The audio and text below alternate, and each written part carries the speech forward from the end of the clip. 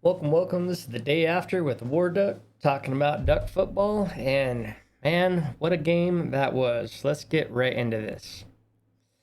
So, Colorado with all the hype at 3-0 and Oregon at 3-0, two top 25 teams matching up in the Pac-12. And I don't know, this is one of those things that it is what it is. It is what they made it to be. This was an overinflated game from the get go. Um, Colorado started unranked. They beat a lowly TCU team. They beat a lowly Nebraska team, and then they barely beat Colorado State. Somehow they were ranked as high as like 19 or something like that. I don't know. But with all that said, is Oregon's been good for a long time, and no team in college football just shows up all of a sudden and starts dominating everybody. That just doesn't happen in college football because of the way the level of the quality of players that you have to get and coach up. So usually almost every single time teams get better and better and better and better, and then they have a year where they have all those seniors and a great quarterback, and then they do really good, and they go from that middle high level to that high level, and then they drop back when they replace.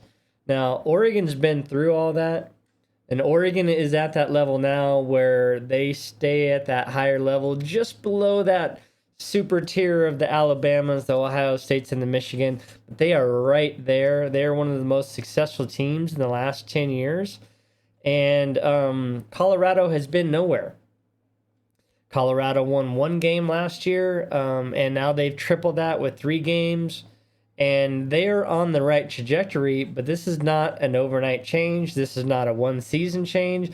This is going to take them 5 to 7 to 10 years to get at the level that Oregon is at right now. And this game and this score showed that is there's some talented kids on the Colorado team, no doubt. But position by position, if you start matching them up, you just can't compete with the likes of Oregon and USC and Colorado and Washington State and Oregon State. Those teams are going to be super difficult for Colorado to do anything in because they all have that depth, and that's a big thing in college football. With Travis Hunter being out, he was not a 28-point difference, so the outcome of this game was already set, whether he played or not with his injury. But that's part of the problem. When you take your best defensive player and you're playing him on offense and on defense, the likelihood of him getting injured and out increases. And now you suffer because you don't have a way to fix that glaring hole in the lack of depth. Now, like I said, the outcome of this game was inevitable. It was never going to be any other way, whether Travis Hunter was there or not. Would the score have been closer? Maybe not. I don't know, because Oregon and Dan Lanning came up fired up, 42-6, and that 6 points was a very late touchdown in the fourth quarter, and the extra point was blocked by Oregon. So I want to do something a little different. We're not going to go over highlights because this whole game was an Oregon highlight. So you should really find a replay and watch it. What I wanted to do is take a look at the reaction of people around with this game. And this was part of the problem, right? Is social media reacts to number 11 Ducks blowout win over 19 Buffaloes. And, you start looking at these headlines and, you got Coach Prime arriving on, okay. Coach Prime is taking a walk around the field, okay. This is all before a game. This is one of the things, though, and this is the problem with Colorado, and this is the problem with, in my opinion, Deon Sanders' attitude about, just getting rid of all the players on his team and bringing in these players, and he's looking at talent and not character. And Dan Lanning looks at character and talent. Dan Lanning's not going to recruit people that don't have the character to make Oregon look like they're supposed to look and hold that standard. Now, watch this player on the field, not this person, it's a different person, but watch the player go into the middle of Oregon's field and watch what he does. Right here. Scuffing up the logo, right? The Oregon O. And look at this. For all the conversation about bulletin board material for Oregon or for Colorado, this screams bulletin board material for Oregon. Why would you do this as a Colorado player? And that's character, right? That's character. And that's Deon Sanders' fault. It really is. Now there's a reason Oregon hates Washington. And it's very similar to exactly what this Colorado player did. And what did Oregon do? Oregon rattled off 12 straight seasons of ass whoopings on Washington. And so now, right, you got the rowdy students. My coach has 10 toes. A little out of line, but that's the Oregon students. Portland Trailblazers. Right before kickoff, Oregon did a stripe out, and it looked pretty cool. I've never seen them do that before. I think they pulled it off pretty good. Not quite as good as like a Penn State whiteout, but it was pretty good. Another one with the stripe out. I thought this was super funny. Potential fraud. Colorado Buffalo. That was pretty good. The most college football thing. What do we got here? Oh, the Oregon Duck walking out as Deon Sanders. I thought that was pretty good.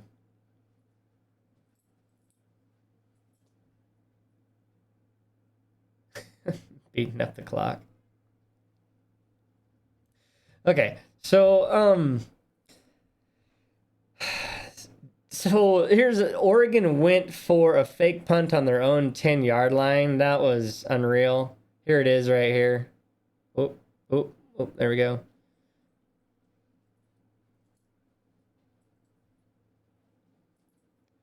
Up 13-0 on your own 10-yard line, and you go for a fake punt. That's brass balls. I mean, I don't know what else to say. Dan Lanning's out for blood. Colorado right now.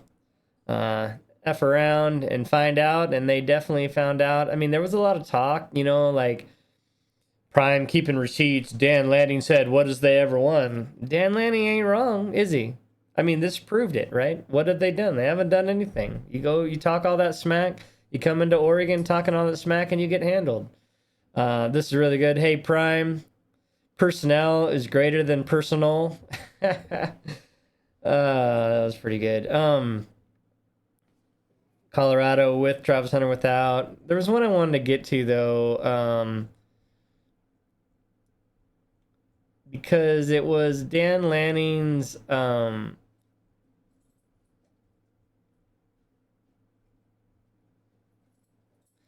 Dan Lanning had this quote when he was in the locker room before the game. We're rooted in substance, not flash. The Cinderella story is over. They're fighting for clicks. We're fighting for wins. There's a difference.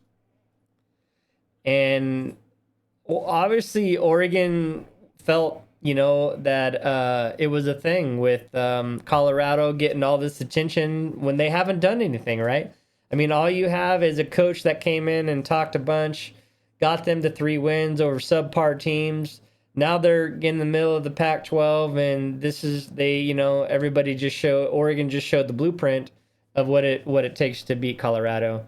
Or a college football world stunned by Oregon blowout win over Colorado. Here's the thing is, only Colorado fan. Well, see, this is the thing is, if you're an Oregon fan, you knew this is what was going to happen. There was no other way around it. I mean, nobody thought this was going really any different other than like people that don't follow college football. Because even the bettor's line was 21 points. That's 3 touchdowns, right? So even Las Vegas knew that Oregon was going to blow them out. Did they know it was going to be this bad? I don't know about that, but it was always going to end this way, right? It was just, I don't see. That's the whole thing, is I don't get all the hype around them. Oh, they're going to the playoffs, and no, they're not. They never were. Now, I made a prediction on my first video that they would be sub 500 going in or finishing out September. And that Colorado game proved me wrong. That Colorado State game proved me wrong. They came back and won that game, and so my prediction will be wrong. But they will still be 3-2 with 2 straight losses leaving September when USC goes to Colorado next week, because USC is going to do the exact same thing that Oregon did to them, and there's just nothing they can do. They just don't have the depth, and that's the whole thing I'm talking about. It's going to take a long time for Sanders to build that team up. It's going to take a long time, and you can't just do it by washing your players out into the portal every year and expecting to rebuild them, because more than just player quality is that chemistry and that playing together, and so that takes a while. So that's that, and so we'll talk about a little bit of the stats here, but really, I mean, there's not a whole lot to say. There really isn't, other than the fact that Bo Nix was 86% on his completion rate. That is insane. He had 3 passing touchdowns and a rushing touchdown. He had 1 interception. It wasn't the worst throw. He had a guy open. He just underthrew it just a little bit. He needed just to go a little bit higher on that and let that player run under it. It didn't hurt Oregon in the end. This game was long over by then. I think that might have been in the 3rd quarter when they were trying to force it a little bit. Bucky Irving, 10 carries, 89 yards. Noah Whittington got hurt in this game after 8 carries and 45 yards. Dan Lanning said he likely won't be back for a few weeks. Doesn't sound like it's anything major, so no surgery, but it sounds like it's going to be a couple weeks before he's able to get back. So I'm thinking maybe like a high ankle sprain or something like that takes a couple weeks to recover. And the one thing is you don't need him to come back early, because you have a lot of other people that can run the ball. So it's better to let him take the time to come back fully instead of risking coming back at 85-90% and getting injured again and then really being out. So we hope Noah Whittington a speedy recovery with that. Troy Franklin again goes over 100 yards. He was on fire in this game. Trayshawn Holden with 52 yards. Tez Johnson with 48 yards. Tez Johnson returned a kick, and I'm not sure if he got banged up or not, because he kind of laid down, and then I thought I saw him later, but I'm not 100% sure he didn't get a little bit dinged up on returning one of those kicks. But I mean, man, it just for Colorado, they threw for 159 yards, but they literally had 40 yards rushing for a team and 159 yards passing for a team. That's under 200 yards. That's not going to do it. That's not going to do it in the Pac-12. But I think Oregon had 7 sacks. And the one glaring problem that keeps coming up that I know is going to tear Dan Lanning up is Oregon had 9 penalties. 9 penalties. I think Oregon is averaging 6.5 penalties a game right now for like 85 yards or something. That is not how you want to enter Pac-12 play, especially when Dan Lanning said he's been working on getting this team to get rid of those penalties. And, there was a couple false starts, and there was roughing the passer and some things like that. And that's the stuff that Oregon's going to need to clean up, because there will be a couple games with, Utah and USC and Washington that if you don't play flawless ball, you're not going to win that game. And there's no way. I don't see Oregon, even as good as they are, I don't see Oregon beating any of those 3 teams with 9 penalties. So Oregon is going to have to clean that kind of stuff up and start playing a little more disciplined and perfect football as this schedule starts ramping up. So Oregon goes on the road next week. They go down to Stanford, and that should be, Bo Nix again should be out at halftime, and that should be time for Ty Thompson to get in there and really get some playing time. Like, I expect him to play the whole second half instead of just halfway through, because I see this game just being a complete blowout early. And you don't want to get Bo Nix hurt, so there's no reason to leave him in past when he should. After that, Oregon has a bye, and then their season starts again when they go up to Washington. And again, on the road against Washington, you are going to have to play flawless football, and that's where Oregon really needs to rein in these penalties and get going. But defense played well, offense played well. What can you say besides Colorado? Good luck, but it's going to take you a few years to get to where Oregon is, and you're headed to the Big 12. Oregon's going to the Big 10. I don't think we'll see you again, because I don't see you in a bowl game for quite a while. But with that, we're out of here. We will catch you next week. Much love all, and we're out of here.